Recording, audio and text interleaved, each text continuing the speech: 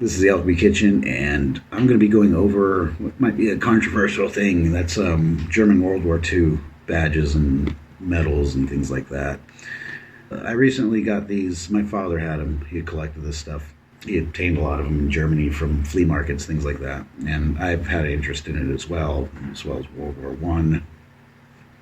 So I have a bit of a collection, but these are all new editions. First one we'll start off with is a coin. 10-cent Pfennig, 10 Pfennig, 10 cents, what we call a Reichmark, and very hard to see. It's pretty tarnished. It's got the German eagle with the swastika. My friend who's really into metal detecting, we went one day where I fish, and we're finding mostly trash, bottle caps, stuff like that. There's a lot of history on that river for World War II, and before that, even up to Celtics. And we were finding trash, and then there's like one lone tree in a field, and I thought, let's try there, because that's a spot you can go to for like taking a break in the sun. And right away he found one of these. He's found quite a few Reichmark, so they're not super uncommon.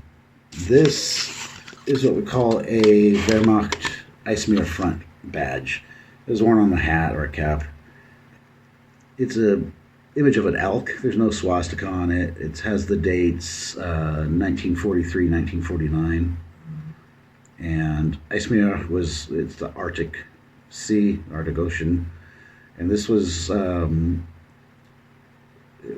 were the people stationed along the Russian border, or like Finland, northern Norway, those areas. From what I read, they're a bit rare. I don't know. This stuff I've only done light research on, so anyone who can correct or give more info on it is highly welcomed. Here is another one. This is very darkly tarnished. I mean, that Eismeer front is zinc, I believe. This, I don't know, but there's nothing written on it. We just have the swastika with the wheat emblems and some kind of like circular emblems around the sides. And this is from the Reich Arbeitsdienst, which it's like the Reich Labor Service. It was awarded to female youth, from what I understand.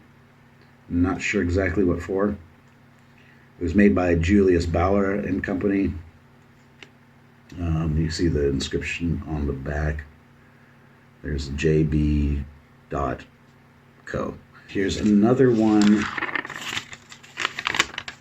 Also the Reich Arbeitsdienst, the labor service. It's a brooch for workmates, supposedly. Pretty good condition. I've seen a few of these. Some had like more of a circular pattern around the edge, and some had writing around the edge. So this one's in good shape. There's the pin still intact on the back. So I'm still kind of trying to find out exactly which one this was for.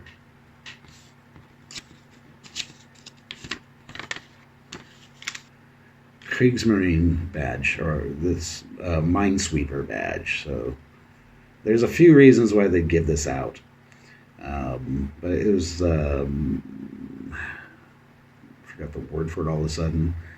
Basically the Navy. So we have the eagle with the Hakenkreuz, and that's like a mine exploding in the water. The later ones, which I believe this was, were made a bit more cheap, and it was usually the wreath around it and the eagle was gold, and that wears off easily. The pin on the back, you can still see the gold on it. Other than that, it's in really good shape. Just, I know this camera is not picking up super well. This light is not ideal. This was designed by Otto Platschek in Berlin. On to the next one. There's two of these. This is the Deutsches Jungenfest pin. And it's got the date 1936 on it.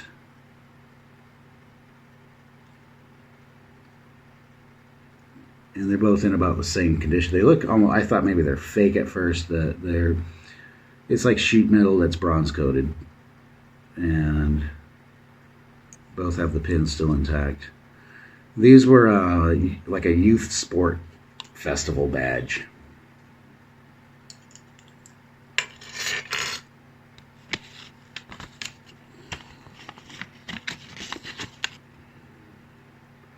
And here's a very interesting one. This is, I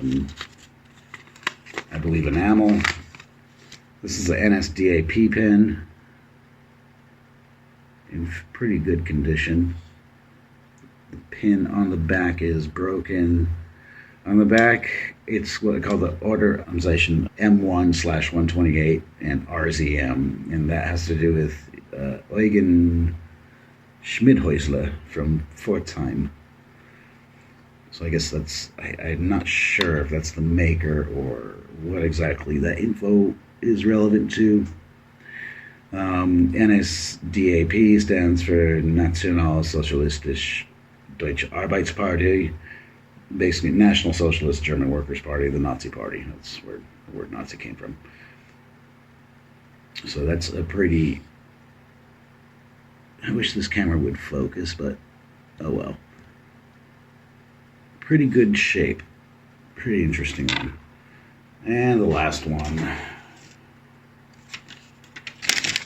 we have from 1939 with the ribbon still, which is in pretty good shape. This is the War Merit Cross, second class, I believe. The front has the swastika with the two swords. That's the second class, and it's awarded for exceptional service that was not in direct connection to war combat. Without the swords, I believe that is with war combat, which is kind of weird, but yeah. And that's in actually very good condition.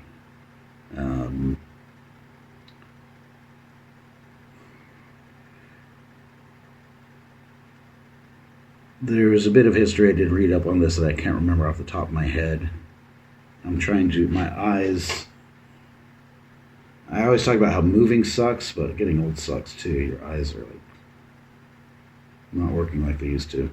So there is a design around, in the circle around the swastika, but I cannot make out anything if that's supposed to be some kind of writing, or I don't think it is. Not sure if it's supposed to be like a wreath.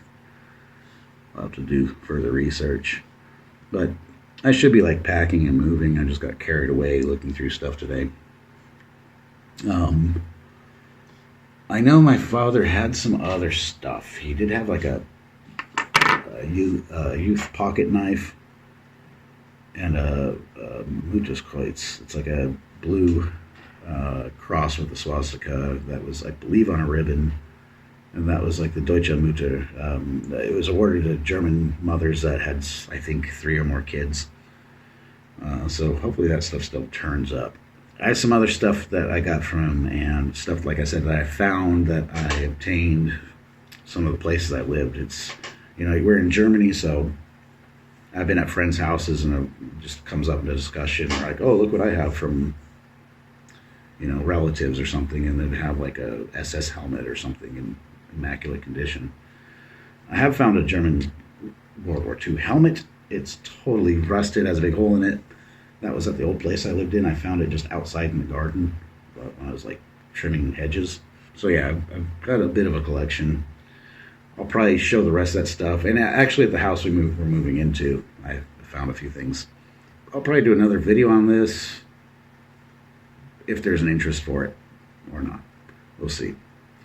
Thanks for watching. Hit like, hit subscribe. If you're interested in the history of the new house I'm moving in to, it was built in 1888. There's a lot of history behind it. Still in the process of moving in, but I have a series up that's ongoing called Moving Sucks, because it really does, especially when you own as much stuff as I do. And yeah, you can check that out, but make sure you hit subscribe so you don't miss the future videos. Till next time.